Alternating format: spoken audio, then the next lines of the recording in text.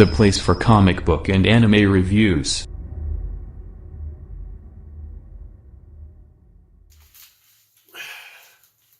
Hey there you guys, I'm Bregan. Welcome back to Brevin Campbell 12's YouTube channel. Place for your comic book and anime reviews. And here goes my review for Miss Marvel issue number 38, or the latest numbering is issue number 57. Once again, another cool cover for this, and this is of course the final issue of G Willow Wilson's run on the character. So let's talk about that for a little bit, because I never really got into that. So this is not the end of Kamala Khan being in the Marvel Universe. She will still have her own title, but it will be under Solid Ahmed. G Willow Wilson really helped me and fostered this character. Told a lot of really great stories with her. I mean, I still remember when I first went to the shop to buy, that first volume of Miss Marvel, and just how much I enjoyed reading it at that Barnes and Nobles. Like, it was, I remember reading it in the car with my dad, and my dad was just like, I was reading it so quickly, and I was enjoying it so much, and my dad was really surprised by it. A lot, like, just how much fun, how much enjoyment I was having from reading it.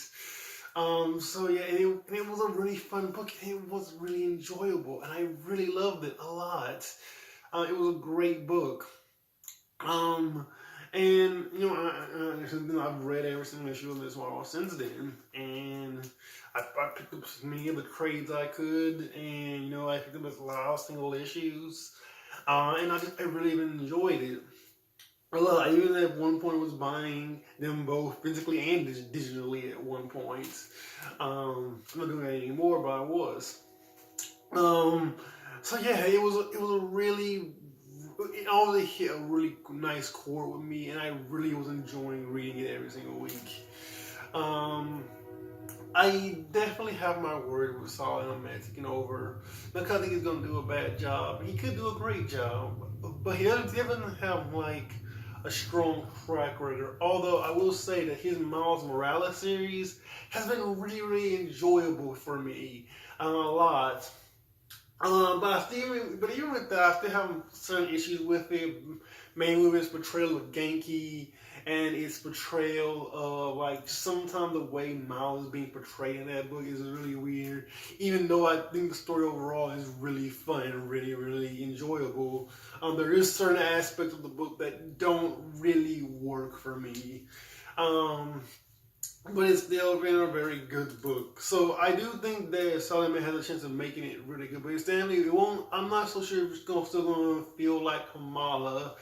It's not going to feel like a Miss Marvel book. Because it's not going to feel the same. It's not going to be like that same amount of energy and that same amount of fun that I've really come to enjoy about the Miss Marvel character.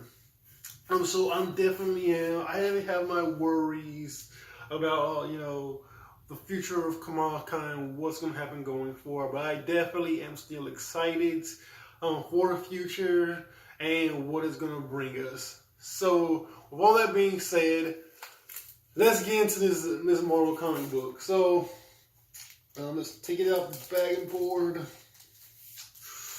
Let's just get straight into it. So, for this issue, this final issue, which has many writers on it, not just G Willow Wilson, it also have writer guest Grayson, Evil Ewing, and of course Jim Zub and Solid Ahmed on the title as well.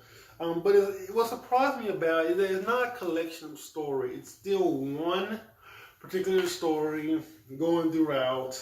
But it does get to a point where, like, when they go into this like weird world, that this very weird video game world, that I guess the other writers kind of like take on duties in different art styles. So this issue really does put Kamala like back on the ground and really puts her supporting cast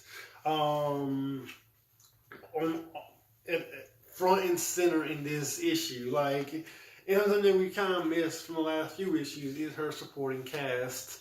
Like, they were trying to like make sure Kamala and Bruno were like set back together. Like, we kind of missed her supporting cast after that. And we see Kamala getting put into this weird warp zone type place, being sucked into it.